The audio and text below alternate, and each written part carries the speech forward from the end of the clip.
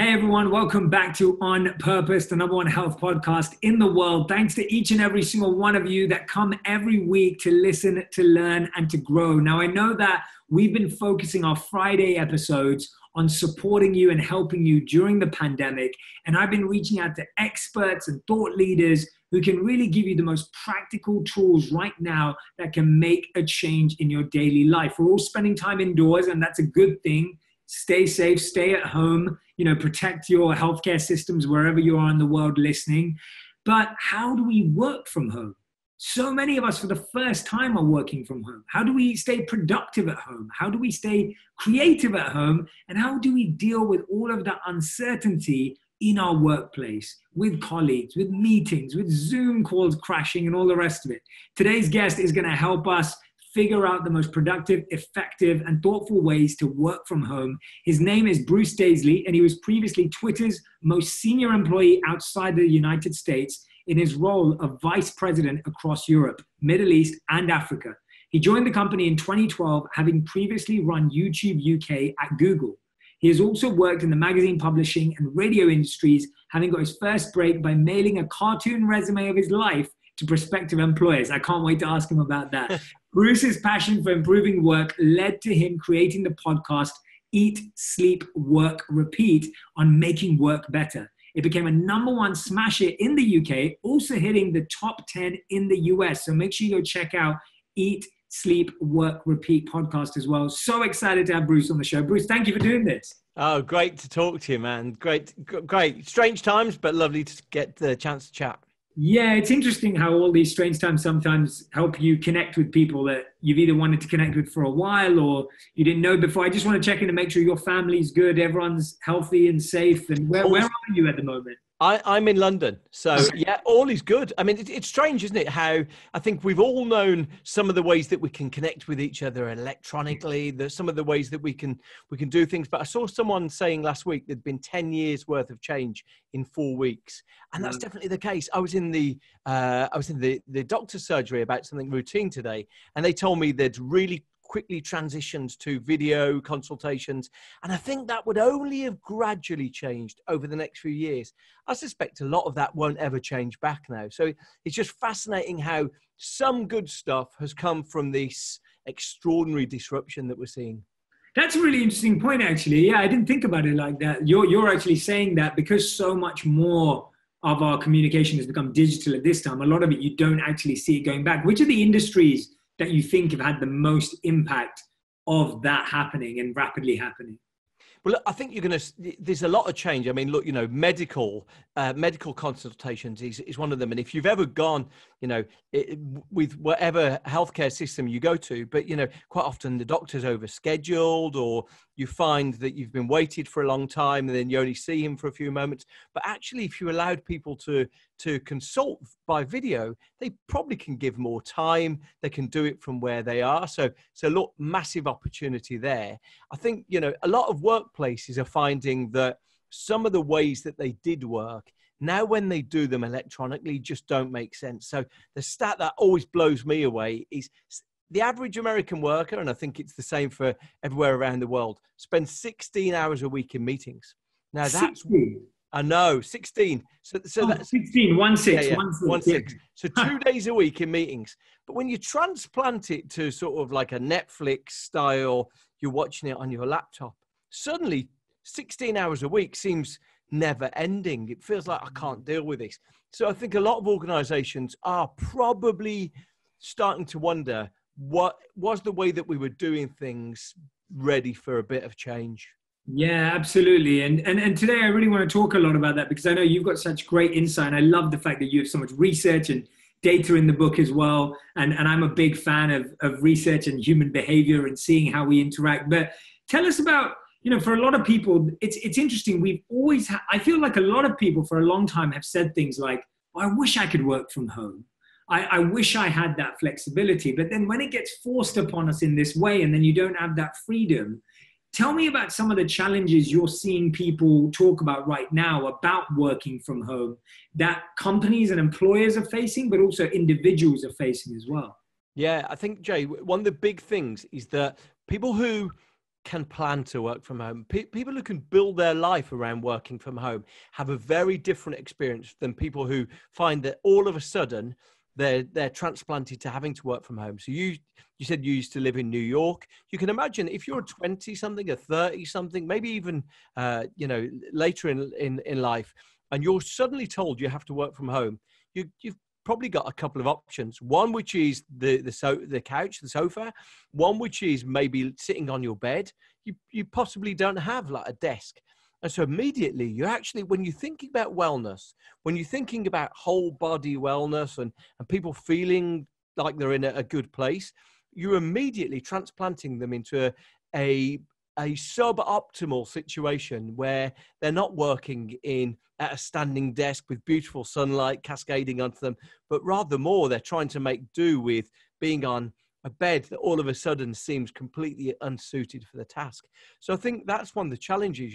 One of the critical things right now is that a lot of us have talked about working from home. A lot of us have talked about how remote working might transform things. And of course, what we're not doing right now is we're not doing a global experiment for remote working, because almost every company is going to have its worst year in a decade.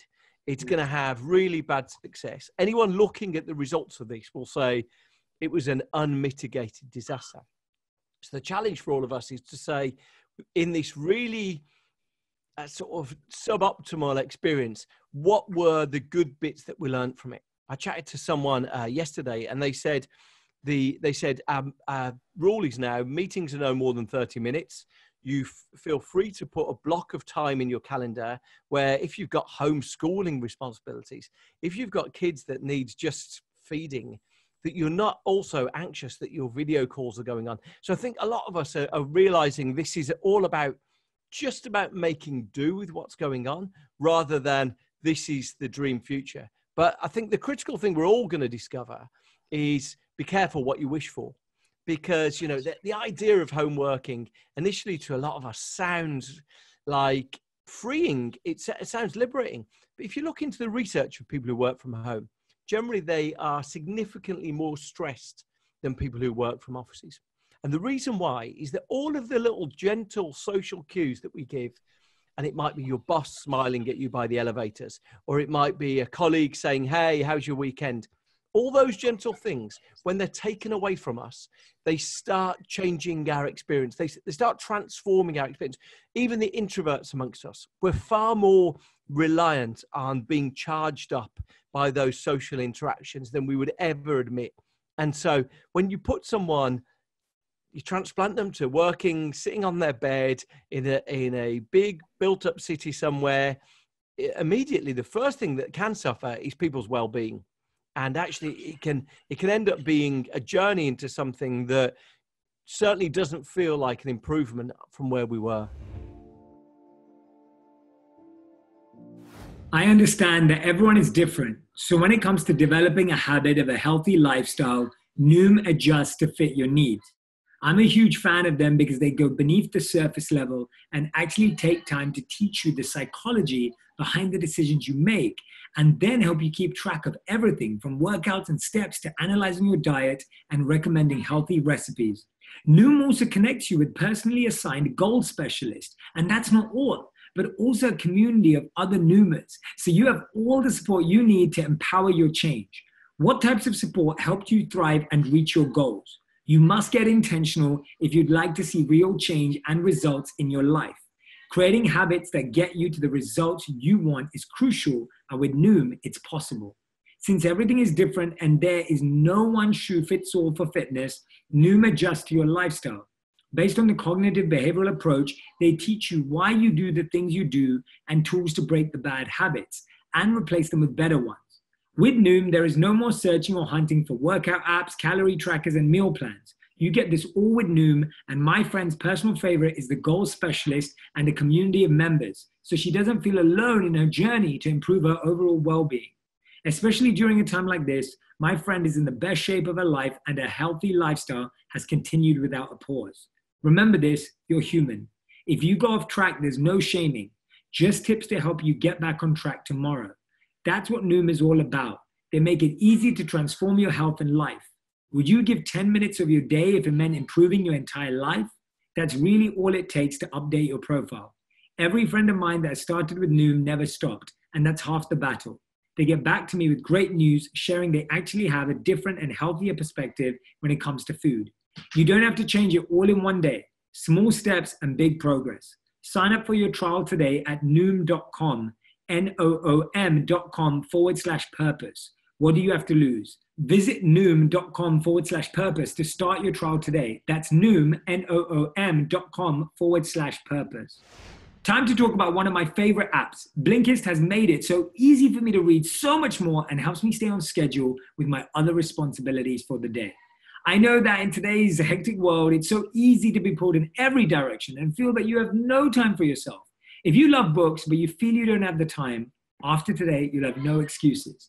Blinkist is the only app that takes the best key takeaways, the need-to-know information from thousands of nonfiction books, and condenses them down into 15 minutes so you can read or listen to them. As you know, I love reading autobiographies, and they are usually very dense. So before I start reading one, I use Blinkist to filter if it's a book I'll truly enjoy. It's the easiest way to consume great literature. I enjoy using Blinkist throughout my home now, obviously indoors. The minimal interface makes it easy on my eyes with no distractions so I can fully focus. I've reread The 4-Hour Workweek by Tim Ferriss, absolutely love it. With Blinkist, you get unlimited access to read or listen to a massive library of condensed nonfiction books. All the books you want and all for one low price. Right now, for a limited time, Blinkist has a special offer just for our audience. Go to Blinkist.com/J, try it free for 7 days and save 25% off your new subscription. That's Blinkist, spelled BLINKIST.com/J to start your free 7-day trial. And you'll also save 25% off, but only when you sign up at Blinkist.com/J. Check it out. Yeah, no, that's really well said. You've shared so many interesting insights there because I couldn't agree with you more. You know, I really feel that for a lot of people, working from home is definitely more stressful. And I'm glad that companies and teams are figuring out how you may have a 2 to 4 p.m. block in your day, which is homeschooling your kids or feeding or putting them to bed at a certain time or different time zones. Tell me about some of the ways you mentioned there, a couple of things which I think stood out. Like you were saying, like talking to your colleague about, hey, what you got planned for the weekend, or speaking to your boss and then, you know, like you said, smiling at you, whatever it may be. What are some of the ways that we can actually connect more humanly right now with our colleagues? Because I almost feel like when conversations become purely email or purely audio or purely distracted calls, you start noticing that people also disconnect more. They do. Yeah. And so what are you, and you also feel like when you're talking through one of these, I mean, this is just me and you, and it's a podcast and we're both engaged and you know what you're turning up for and I know what I'm turning up for. But if you think about it, a lot of meetings when you're on Zoom, it's so easy for people to like disengage. That's and right. You don't know whether they're listening and then the connection's bad. What is a good way that people can right now build stronger human connection with their colleagues and with people in their workplace? So I'm going to go one step back and I'm going to give you a little bit of evidence, because this evidence, I think, is fascinating for then how we answer that question. Sure. So there's a really inspiring guy at Massachusetts Institute of Technology, MIT, a guy called Alex Pentland. And he was interested, I guess, to some extent in the secret life of the office. If you've ever seen kids play a game of The Sims, he wanted to watch workplaces like a game of The Sims. Who's talking to who's walking over, what emotions happened. So he did this really interesting experiment when we were all in offices. He put badges on people and he said, right, here, he didn't even know what he wanted to track, but he just wanted to see whether he could measure it. Like sometimes you walk into a bar and there's a sports game on and they have like a heat map of where the players have been on the field. Yeah. He wanted to do a heat map of what was happening in the workplace. Anyway, he started watching. Very quickly, he said, oh, wow, I'm starting to learn what goes on and what actually contributes to a creative workplace, what contributes to a productive workplace. Here's the strange thing he found. He found that emails account for about 2% of what gets done in offices. Meetings account for about 3%. So that's when you're in the room with people. Meetings are 3%. Face-to-face conversation accounted for about 37%. He said, yes. I can look at this heat map of an office and I can tell you if this is a creative office by are people going over, is Bruce going over to Jay's desk and sort of saying, hey, I've got a sort of slight idea, and you wince and you sort of, I'm not sure. be careful before you take that to the big boss. And immediately I think, okay, it's not perfect. Right. But so what we learn about that is that even though if you did a spreadsheet of what creates value at work, probably face-to-face conversation wouldn't even go on your list. But you realize that it's often the conversations by the coffee machine. It's the conversation while you're just getting some copies made. And you say to someone, hey, did you read that report? Did you read that email? What do you think of that idea? And normally those little bits of chit chat, or it might be, did you watch that show on Netflix? Those bits of chit chat turn into conversations about work.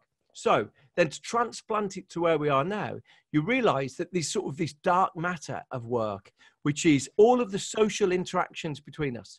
And if you transplant to a world where we're all sitting on a Zoom call and, our inbox is looking so big that we think, while I'm on this Zoom call, I'm just going to clear my inbox.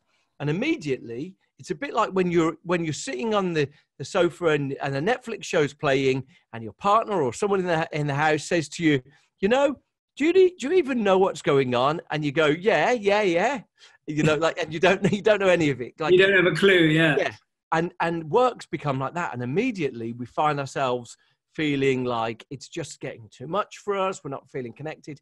The fascinating thing is that it seems that when we can forge these social links between us, and especially now when they don't casually happen, the person on the desk next to you isn't going to ask you about your weekend. And so when those social things have gone, we need to try and find a way to bring them back. There was one piece of research I was really charmed by, which was, you might think it's unrelated, but it was looking at, in the old world, in life before this, it was looking at couples who'd had distant relationships. So this was, the one of them's living in Chicago, the other one's living in New York. How do they sustain this? They looked at 40,000 couples who'd done the distance thing, and they tried to work out the ones who'd stayed together for 12 months. So these were unmarried couples. The couples who stayed together for 12 months were the ones who phoned each other, old technology, analog. They phoned each other every day to talk about trivial things. They phoned to talk about the cat. They phoned to talk about the weather. And what you discover is that even though we could never truly put a value to that, it seems to have this really powerful spiritual human connection to it. So then you're sitting there thinking, so what can we do right now in this strange situation to do that? I've been really interested just watching people's social posts about what works. And, we've seen a lot of people using House Party or Zooms to get together. I saw someone who works at the HuffPost, and she said, we probably feel embarrassed to admit it, but our favorite thing is we have a meeting at 11 a.m. on Monday morning where we get together and all with a coffee and we talk about the TV we watched over the weekend. Right. That's really interesting because all of us, so often we can find ourselves thinking, I need to be more productive. I'm failing unless I'm squeezing the last bit of productivity out of life. And what you miss in the gaps between that is you miss those moments of sort of nourishment that we get from other people. So I think, I would say learning the evidence of along the way there, thinking about how we can get more human connection. I used to work in a technology job. And one of the things I was always asked is, what do you think the future of work is? And I always said, I don't think the future of work is, we're going to find the answer in technology. The answer is in humanity. How can we make us feel that technology has enhanced our experience of work? We feel more connected. We feel more creative. We feel like we're getting more done. And those things are all about sort of humanity, far more than technology, I find. I don't know why we do it, but so many of us are clinging to our old razors. Too much hassle finding a new one, maybe. But seriously, why keep a dull, clumsy razor that barely works? That's why I'm excited to tell you about Persona razors. Shaving with Persona has been transformative, super affordable, and great replacement for my old razors just waiting to be tossed out. You guys know that I love that Persona's been in the game for almost 145 years. They understand beards and men's grooming. So it's no surprise that a lot of me and my friends are loving the men's 5-blade razor. This razor's got this quick rinse technology, making the shaving process so much faster and easier. The difference between my old ways and persona has been light and day. You'll love it too. Order from Amazon today and get an extra 25% off your first order. Shipped directly to your door, zero hassle. Don't wait, go to amazon.com/persona and use my discount code PURPOSE1. That's amazon.com/PERSONNA and use the code PURPOSE1 for 25% off your first order. I think you're spot on. I feel exactly the same way, having worked at Accenture as well. And like, my whole world was digital strategy and innovation and constantly looking at AI and AR and how that was going to change the workplace. And I feel exactly the same way as you, that it's all about the human connection. And I think you're so right that we need that moment of being able, before we become productive or get into the workday, to have that moment just to decompress and just to kind of exchange a few, even just us before we started this podcast, it was nice to connect with, where I grew up and mutual friends we have, and, stuff like that just helps break the ice. And we almost need it even with people weekly, even if we know those people and we see those people, and it's so easy to try and save that extra 5 minutes of productivity. But that extra 5 minutes of productivity costs you 5 days of, relationships and getting things done well. Very much so. I saw this fascinating piece of research, and this was done by some researchers at Oxford University. And it was trying to work out the effects that we have on each other. So what they did is the researchers got a group of rowers, right? So these, you've seen them at the Olympics, sort of 6 foot, very athletic.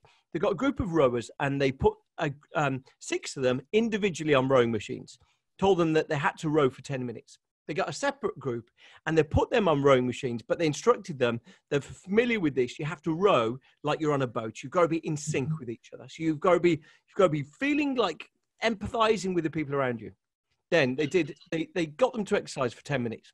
Now, routinely, the amount of energy they burnt was about the same. But then they measured the endorphins, the pleasure hormones in these rowers' bodies. And they do this by, they put an armband on them and they measure the endorphins. The ones who felt connected to each other, even though they'd all done the same amount of exercise, had twice the endorphin levels of the ones who didn't.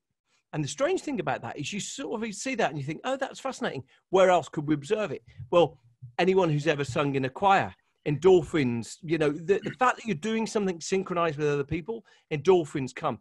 Anyone who's danced with each other will find endorphins. People say, oh, all I did all night was dance. And like my energy levels, I was just oozing it. When people go to a comedy show, if you laugh, you'll often find yourself talking to strangers coming out. Why? Because the endorphin levels are through the roof. And then you start thinking, okay, so look, the average day probably isn't going to start with a song or a dance or a comedy routine. But where else do these endorphin levels get triggered? And they get triggered when we chat face to face with people, our endorphin levels go up. If we're in a group, a smaller group, and we laugh, our endorphin levels going up. And I think that connection to other people, actually, it's a really important part of us feeling like we matter, like the things we do are having an impact on the people around us. Yeah, no, those are great ideas. And that's why I think finding the best way to have those virtual workouts or virtual movie nights or virtual dinner dates with friends right now, it's just so needed, especially with colleagues as well, because I think it's so easy to think like, oh yeah, I work with my colleagues, and so we just talk about work stuff. But then when you think about the office, you're like, oh no, actually we used to talk about the football, right? We talk about the TV, or we used to talk about, whatever it may be, the latest thing in the news. And we've stopped doing that. And also we forget that right now we may be doing that, but a lot of that conversation may be negative. So we're used to talking about the football, or we're used to talking about the best TV, but now we're talking about the news, or we're talking about COVID, or we're now talking about the stuff that doesn't necessarily boost you or enhance you. You talk about stuff that kind of stresses you out a bit more. It's important to still have those social conversations at work, which we're very used to. That's exactly right. I mean, there's a really interesting thing when you look, I mentioned before that when workers work remotely, their stress levels are higher. And one of the ways that you can get around that is making sure that maybe you don't jump straight into the meeting content immediately. Your instinct might be that the moment that everyone's on the call, you cut all chat down and you jump straight in. But, more than ever before, those moments where we turn and we say to everyone, hey, how's everyone doing in your office, or, you know, in your city? How's everyone doing? How are you coping? You know, and those moments of sort of group connection, but also individual connection. If you're a leader right now, if you're a partner, if you're anyone, picking up the phone and you know, spontaneously, or even just, you know, putting a FaceTime in, but spontaneously checking in with someone who is important and probably would feel valued by you is an incredible act of just altruistic leadership right now. I love that. And it's so true. I think picking up the phone to someone or FaceTiming them directly, not through a Zoom call or a Zoom link, it's weird because it can be the same thing. Yeah. But when someone feels that you've called them from your phone and you're FaceTiming them, that feels so much more personal when it's not through a laptop or it's not through a work screen or a WebEx or any of those things. Because go on. And there's probably people right now saying, hey, I don't want a call out of the blue. You know, I haven't put clothes on for a week and a half. I haven't washed my face. Absolutely. Send an SMS, send a text first saying, saying, you okay for a quick call? And so it might not be a video call. You end up with just a phone call, but you're making sure that people's anxiety levels don't peak. But absolutely that moment where almost all you talk about is, hey, I'm going to phone you. Can you recommend me something to watch on TV? Yeah. And immediately you're not going into the whole COVID, the whole, you know, the sort of getting groceries. You're not going into the logistics, but you're in a moment where you're just riffing about a great movie to watch. Yeah. And I think that's what it is. It's asking people, it's also the questions we ask when we start our calls. I think, like you said, moving that conversation in a natural way of like, oh, what's the best movie you've seen? Or what's the best show you've been watching? Or, you know, what's the best thing you've done with the kids? Or it's the solution-oriented conversation or the entertainment-oriented conversation that I think helps. Like people, whenever they ask me that, I feel like I was late to it, but I watched recently, the movie came out in like 2013 or 2014, but I've been trying to find movies for me and my wife to watch, and I found this movie called Saving Mr. Banks with Tom Hanks. And I don't know if you've seen it. It's brilliant. Like it's become one of my favorite movies that I've discovered. And I talk about it all the time. And you're so right. As soon as you talk about something that you've enjoyed, that also boosts your mood.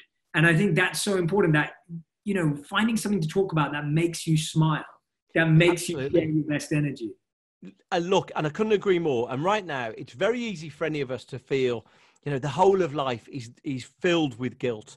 And we might end up sitting there thinking, I feel guilty that I've not read that great novel that I was meant to read. I feel guilty that I've not learned that language. And right now, I don't think we need to add any more guilt, any more burden to us. But if you can fill it with a bit of joy, you know what? I loved that movie as a kid. I'm going to introduce my housemate, someone with me to that movie. Then I think it's probably a good time now, like you say there, to be reminded with things that just simply made us happy. Yeah, absolutely. Tell me about I think one of the biggest challenges that people feel working from home is that there's no barrier now between their work and their personal life. So they're in the same space. They're eating lunch while they work. They're sitting at the same couch, like you said, all day long. All of those types of experiences. And now you're still reading emails at 9 p.m. because you kind of feel like you have nothing else to do or you haven't seen the difference. What are good ways that people can separate their personal and their work life, if that's the right way of looking at it? Or what's the best way to navigate that whole challenge? Look, so, I mean, you know, I think one of the most important things that any of us can do right now is try and think about our headspace and then have a dialogue with our managers, because, you know, the person we report into, and, you know, the truth about work is that there sometimes is a line manager lottery. That sometimes we work with really understanding, empathetic people, sometimes not so much. And so just, you know, understanding where your manager's mindset is really critical. Why? Because, look, the situation we're in right now, maybe the best thing for your mental health is if you're still allowed to go outside, you go outside when the sun is shining on your face, and you can actually be filled with the glow of optimism that sometimes comes with a bit of nature. And of course, you know, if your boss is saying, I want you at the computer at 9 and then, you know, clocking off at 6, but then available afterwards, we're going to miss the glory of nature. And nature can be, sometimes they call it vitamin N. It can have this sort of magical quality of making us feel like things are going to be okay, that we can cope with situations. So I think the first thing that I would say for anyone is try and work out how you're going to get some balance into the way things are. And if your manager understands that, then all the better that you could say, hey, just so you know, I'm going to be doing my full hours, but I'm going to be taking a break from 12 till 2 so I can, get some fresh air, so I can feed whoever I need to feed, but then I'm going to be back on it and go do my full work. I think, as you say there, the dream that we're told really resolutely is draw a division, draw a line between working and not working. And I think more than ever before, that's really important. If we can get some escape, and whether it's entertainment or music or whatever it is, if you can get some escape from work, then it can make the whole of the situation we're in right now feel less claustrophobic. So I think more than ever, don't be held to the rigidity of, I need to be at my desk from all this time. If you get the opportunity to build some relaxation, some rest into that, it's gonna number one, it's gonna make your work better, and number two, you're gonna leave this unique situation the better for it, stronger for it. Yeah, no, I agree with you. And I know that two things that really helped me, like one of the best ones for me, and this really, truly, it doesn't matter how big your apartment or your home is. I used to live in a 600 square foot apartment in New York, which is very small for two people. And in that apartment, I was able to find different spaces for different things. It could literally be a corner. And so I really believe that it's important to have a lunch space, like where you go and you eat your lunch calmly. It will only take 10. By the way, if you eat your lunch and that's all you do, it will take 10 minutes. And so when you're trying to eat your lunch while you're reading an email and trying to type at the same time, guess what? You're not digesting properly. You're not reading that email properly, and you're not being efficient or productive. So I really believe in having a space to eat. It could be a breakfast bar, table, whatever you have. I really believe in having a space to work. It could be the edge of the same table. It could be a corner of your home. I really believe in having a place for entertainment. Even if you're in a studio apartment, it's still important to kind of create zones and spaces because your mind gets used to that. There's a reason why your mind can't, and this is what I find a lot of people say to me, like when they can't sleep. And I say, well, what else are you doing in your bedroom? And they're like, oh, well, I eat my dinner in my bedroom and I watch TV in my bedroom. And I'm like, well, that's why you can't sleep in your bedroom, because your whole bedroom is surcharged with that energy of being stimulated. Whereas when you only sleep in your bedroom, it helps you fall asleep. When sometimes people say like, oh, well, I can't sleep at night. And so what do you wear? Well, I'm just wearing the clothes I wore all day, or I wore the clothes I wore to the gym. That's the same clothes that you did activity in. It's harder to sleep. There's a reason why we have pajamas or a pair of shorts or whatever it may be that you put on when you go to sleep, because it feels like a sleep uniform. It helps you disconnect from the day, taking off that feeling. So I really recommend people to find zones in their home and feeling like, even if it is just your upper half, getting dressed for work and then taking off your work clothes. There's a reason why we've been doing that for so many years. We know when you take the jacket off, when you get off at the end of the day, that work is over. It's so important to keep those habits moving, even if you're in the same space. You hit on something really critical there as well. You mentioned sort of, zoning your activities, taking a break, going to sit for food. And there's just incredible research on the importance of taking breaks. You might know this, but, the worst time to find yourself in court is just before lunch. Why? Because judges are more judgmental, they're more critical, they're more likely to find you guilty because they're angry, they're frustrated. Or, school children, pupils at school, if you give them a break every hour, their results go up during the course of the day. If you don't give them a break, their results go down. But the worst performing kids, their results go down more than everyone else's. So breaks have this sort of incredible energizing quality for us. And if you say to yourself, look, we all need a bit of structure, but if you say to yourself, you know what, I'm getting up from here and then, I'm going to go work for an hour, then I'm just going to stretch my legs, grab a coffee, look out the window, just trying to get a bit of break time built into your routines has this effect of just keeping your energy ticking along. Yeah, no, that's really interesting insight. And that 1 hour, what counts as a break, Bruce? Like, tell me what's a good break? Because I think when people hear the word break, they're like, well, what do I do in my break? And most people turn to browsing on social media or get lost in news. What counts as a break? So you're saying every hour, we perform better when we have a break every hour. How long is a good recommended break? And what do you do with that break?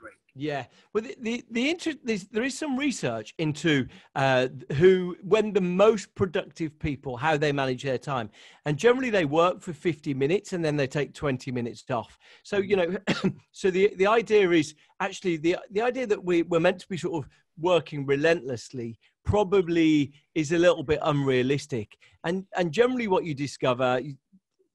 My lesson into this was that I used to be one of those guys who would eat lunch al desco.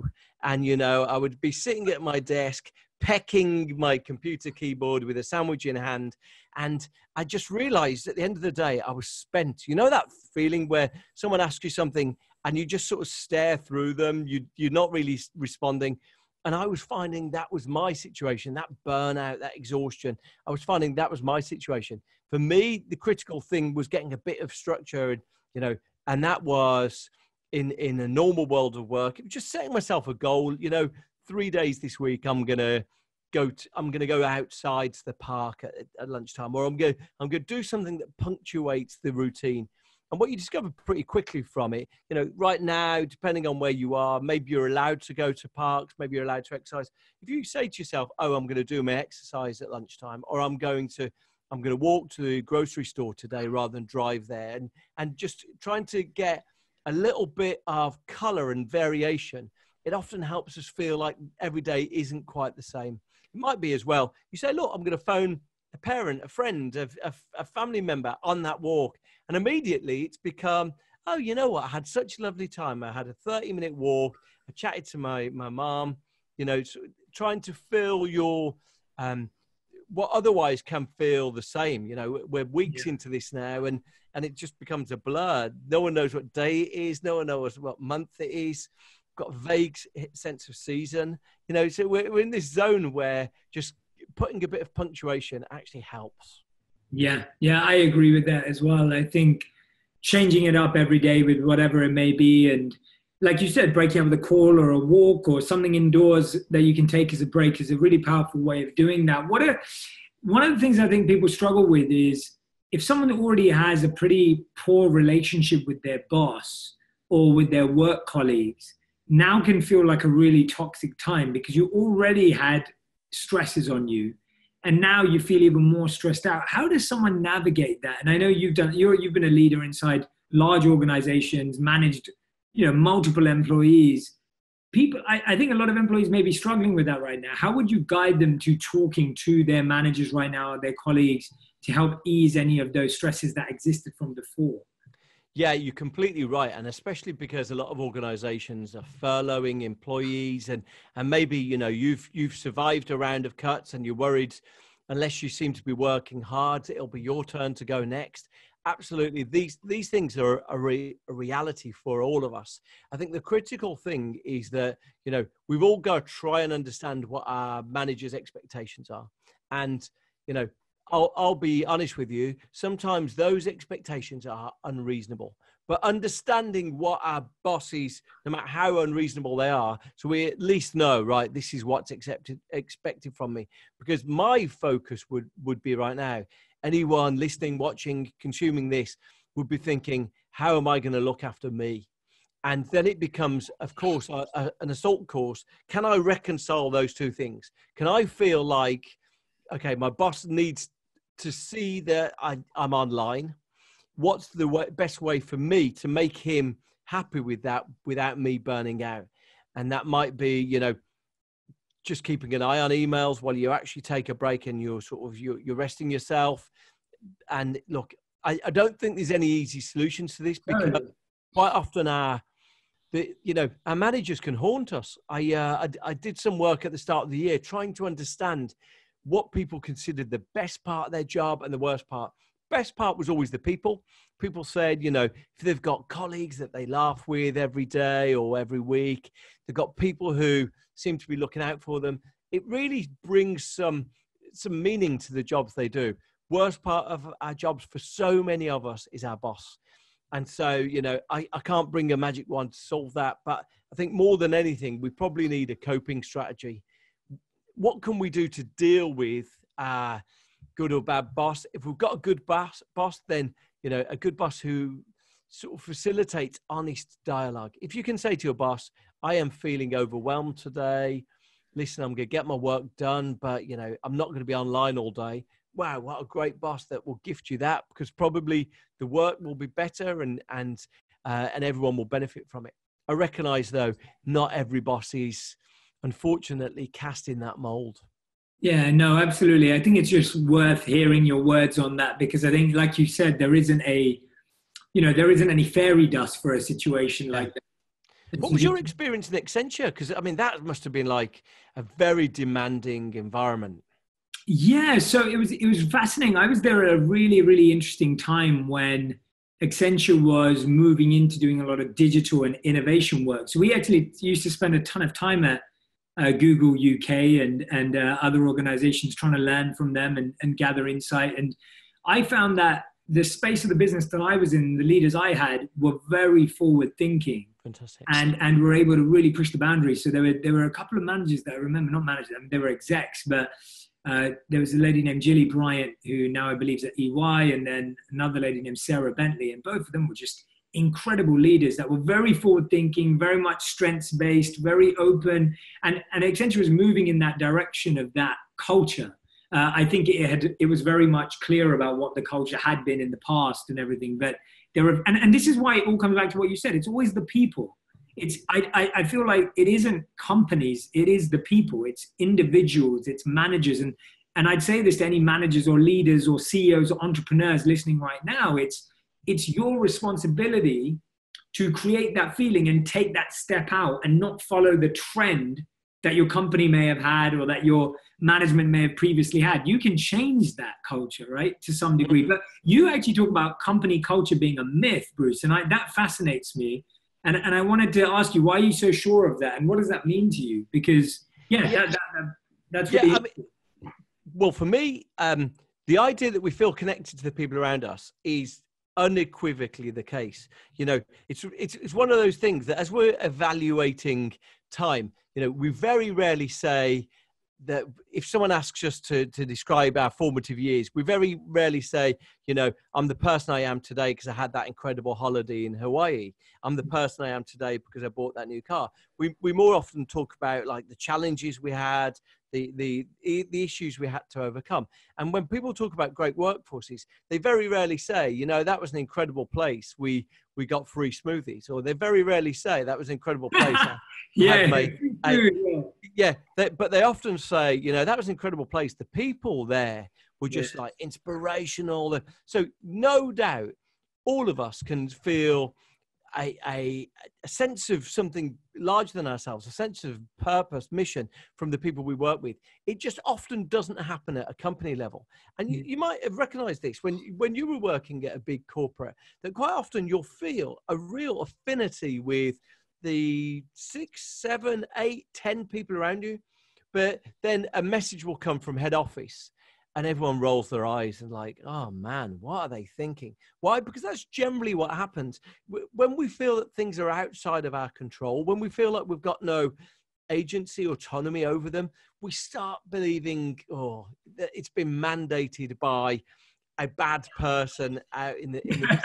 Now, it seems then, so what can we learn from this? It's a bit like saying, okay, that you've got all these MBA teams, but there's going to be an MBA culture that all of the teams are going to have. All of the MBA teams would say, no, we've got our culture. We don't. And then it comes from on high. The new culture is this. What happens is that either people reject it and they say, I'm not having anything to do with that, or they pretend to go along with it. Now, most of us don't have the power of MBA players. So most of it, the rule comes along from head office. This is the new culture. We're going to be like this. And everyone just thinks, you know, I'm hoping to get a mortgage approved next year. And I'm hoping to, you know, to be able to afford a nice vacation next year. I'm just going to go along with this. And that's what happens. You lose all of that magic, which was you and the gang and the people doing something and feeling like you were getting something done. and you lose it to people feeling like, I just need to go along with what head office is saying. And so that's the difference. Generally, when you observe, and it might be a sports franchise, it might be like a small team that you're working with. Generally, when you observe where people say, I love these people, they're talking about a cluster of really small people who they had a personal connection with. They spoke to them most days. It generally doesn't happen that you have exactly the same culture between the Cincinnati office and the, an office in Houston. Why? Because the people are different, their lives are different. And actually, we shouldn't try to force people to feel like they have to go along with a culture that's consistent. Celebrate the weirdness, celebrate the quirks. Let the team in Boulder be different to the team in Boston.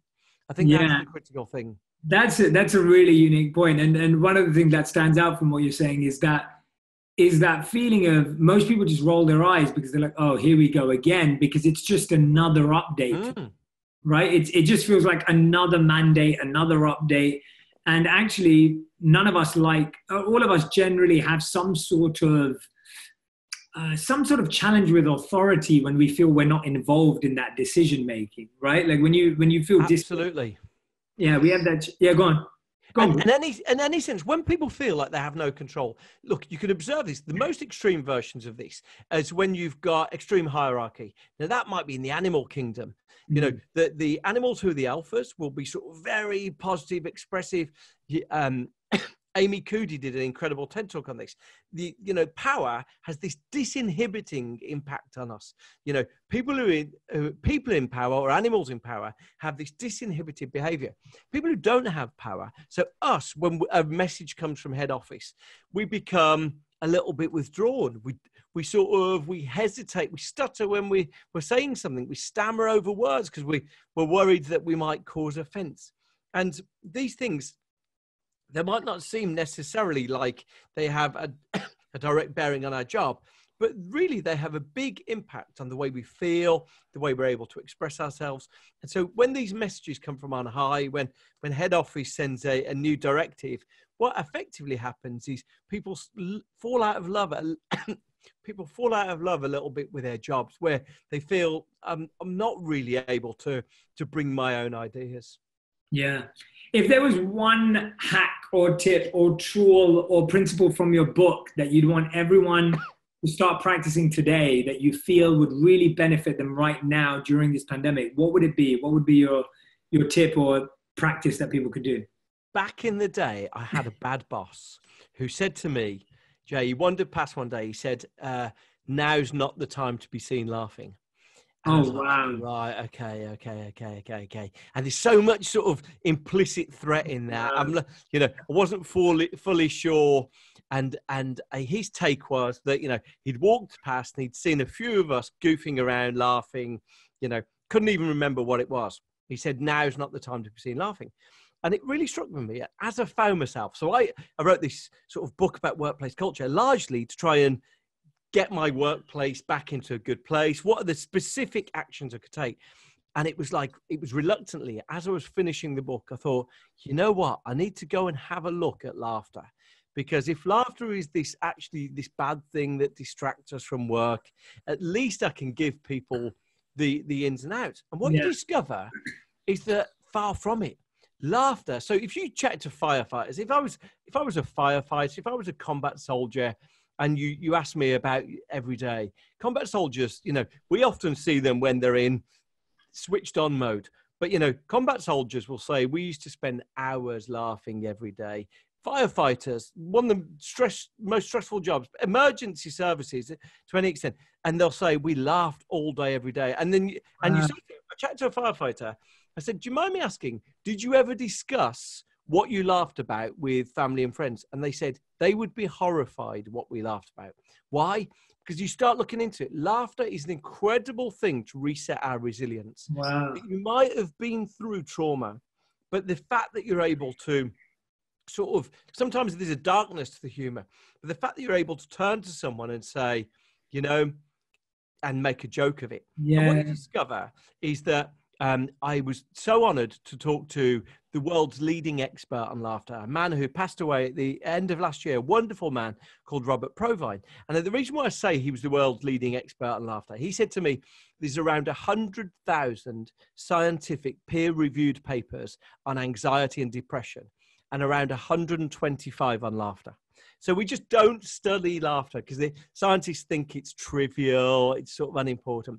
Anyway, he studied laughter, and he said, so fascinating this. He said he went into workplaces, he went into various places. Well, firstly, he sat down, he put some strangers together, and he showed them comedy videos. And what he learned very quickly was strangers plus comedy does not equal laughter. and like he was like baffled, why aren't people laughing? He learned very quickly the reason why people laugh is that he said laughter is like a he used the phrase an impoverished human bird song, meaning that, okay, it doesn't sound as beautiful as a bird song, but we laugh to signal connectedness to each other. You get together with your family, you've not been seen, you go back to London, you see your family, Jay, I guarantee there'll be laughter in the room. Yeah. Has something funny happened? No, it hasn't. But you're sort of laughing, you're laughing expressively, you're signaling togetherness. And so you look at it and you go, so laughter signals togetherness, laughter resets our resilience. Laughter just seems to be like this magical thing. So when my boss walked past me saying, now's not the time to be seen laughing, actually, maybe he couldn't have been more wrong. And so that's what I'd say to everyone right now, that sometimes if you're living alone in an apartment and you're seeing no one, and this rule that you can't get together is just feeling like it's beating you up, then finding opportunities to maybe, it might be really awkward to have a Zoom quiz with friends. Maybe you're not that guy. Maybe you're not that woman who loves that. But finding a way to build a bit of levity, a bit of laughter into your routine seems to be just about the tip number one for all of us right now. That's a brilliant piece of advice, Bruce. I've not heard that from many people right now. And I think you're right. A lot of us feel guilty for laughing. That's right. We feel like it's hard to laugh right now. Like it's basically what your boss said. I think, like everyone would feel like now's not the time to be seen laughing. It feels like it's too serious. And actually we're wrong, because sometimes it's that laughter and that not casualness, but that laughter and just that levity, as you said, that gives us the space to be more productive, effective, useful, supportive, loving, and everything else that comes from that. I couldn't agree with you more. I love that. So that's Eat, Sleep, Work, Repeat, Bruce's book and podcast. And in his book, he gives 30 evidence-based ideas for improving work and how you actually can silence the bullies who say lunch breaks are for wimps, who celebrate overwork. We all know people like that, and constant connectivity, or who think that workplaces should be filled with fear and anxiety rather than chat and laughter. So if you want to infuse some more laughter, love, and levity into your workplace, Eat, Sleep, Work, Repeat is great. You can get it on Amazon right now, right, Bruce? That's the best place. That's right, yeah. Or, if you're an Audible, if you're an audiobook person, then yeah, it's available on that too. Yeah, amazing. So we've got 2 segments left for the end of the interview, Bruce. I ask you a bunch of really quick questions and you give me really quick answers. So this is called fill in the blanks. So you've got to fill in the blanks at the end of the sentence. So the first one is, a great workplace starts with? Trust, I think. Nice, I agree. Second one, being at work should never? Be anxious. Yep. You'll be happier at your office if? You feel connected with your colleagues. That's good, smart. I like that. What impresses me most about humans is their ability to? Adapt. Yeah, I agree. A great leader will always? Believe positive motivation in their team. Yeah, wonderful. Okay, here are your final 5. So that was great. That was fill in the blanks. You did really, really well. Very quick answers. Only 1 pass. Now this final 5 is 1 word to 1 sentence answers, so you get a bit more wiggle room. Okay. Punchy questions. So here we go with your final 5. So the first one I'm going to ask you is the one company you feel is doing an outstanding job with the values they have in place, and how you think their company comes across. Yeah, right now I'm interested in organizations that are very focused on doing the right thing for their workers, for right thing to try and really sort of build trust.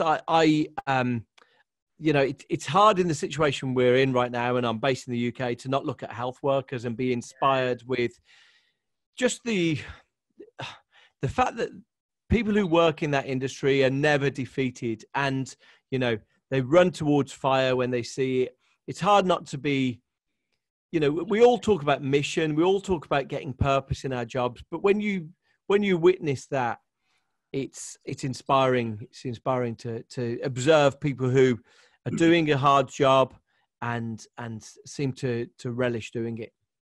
Amazing. Awesome. Second question. What have you been chasing in your life that you no longer pursue? What's something that you used to pursue that not important anymore? You know, I'm fortunate that I've never been too preoccupied with material things. So I don't own a car, I don't own a watch. So I've never been preoccupied with those things. So I feel I'm fortunate with those things.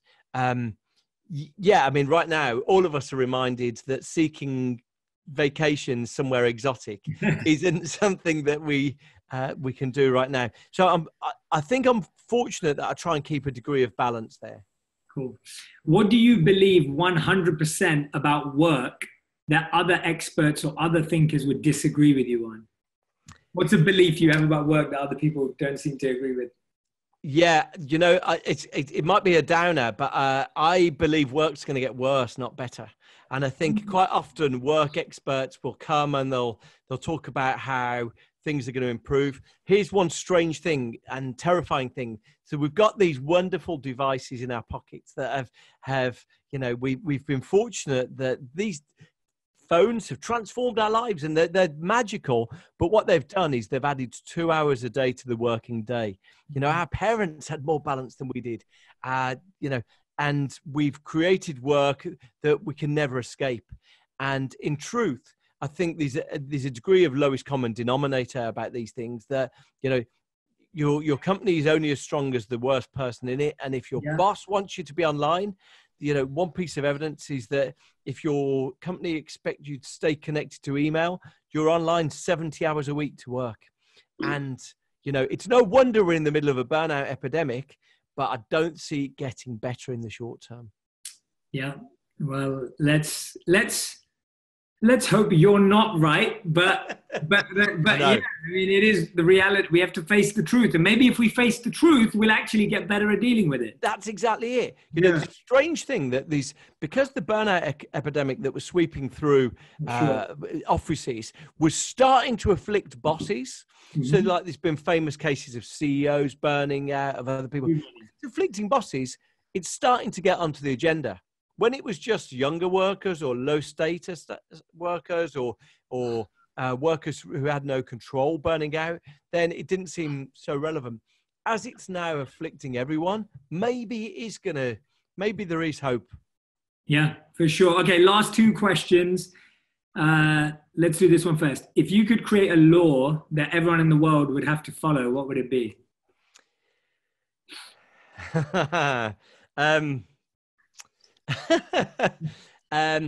You know, a law that everyone would have to follow. I think I would love to introduce a no email at weekends rule. Oh, that's a great law. A no-fly zone across weekends. That's a great law. And so you get punished if you break it. You get punished. You know, maybe you get a pass. You get one email a year that you can send. If something disastrous has happened, you give them one. I love that one. Okay, and fifth and final question of the interview. What was your biggest lesson that you've learned from the last 12 months? You know, I think the strange thing is we've seen our whole lives dismantled, right? And the strange thing about that is, had someone said to you, this is what's going to happen 3 months ago, 6 months ago, at the turn of the year, you'd go, no way, no way, no way. I was in, you know, just as things were closing down, I said to a friend of mine, if you said everyone is going to receive the news that they can't go out and everyone was going to abide by it, you'd have gone, no, people don't read the news anymore. People don't watch the news. And the streets were empty. Yeah. I think we've learned that far more about life is negotiable than we realize. Yeah. And I would hope that there are going to be some brilliant inventors, some creative people, some inspirations who are going to take the opportunity that presents and run with it. Yeah. Great answer, Bruce. I love that answer. Thank you so much, everyone. Bruce Daisley, Eat, Sleep, Work, Repeat. Grab the book, listen to the podcast. And Bruce, thank you so much for taking the time to do this. I know it's late over there in the UK, so I really, really appreciate you staying up and taking away time from family and other things for doing this for us and sharing it with my audience. Jay, your inspiration. So I'm so grateful for the invitation to come. No, awesome. And where's the best place people can follow you? Is it Twitter? Is it Instagram? Is it where's the best place for people to find you? Instagram, you generally get nice photographs of flowers that I've seen, but on Twitter or LinkedIn, you can hit me up there. Perfect. Everyone go and check out Bruce there. Bruce, thank you so much again today. Can't wait to share this episode. And thank you everyone for listening. Make sure that you share your insights, your takeaways. Tag me and Bruce in your posts on Instagram and Twitter so that we both know what are the takeaways, what are the practice, what are the principles that you'll be putting into action this week. Thank you again for listening. Sending lots of love to you and your family. Thanks again. Thanks, Bruce. That was awesome. Legendary. Thank you, man.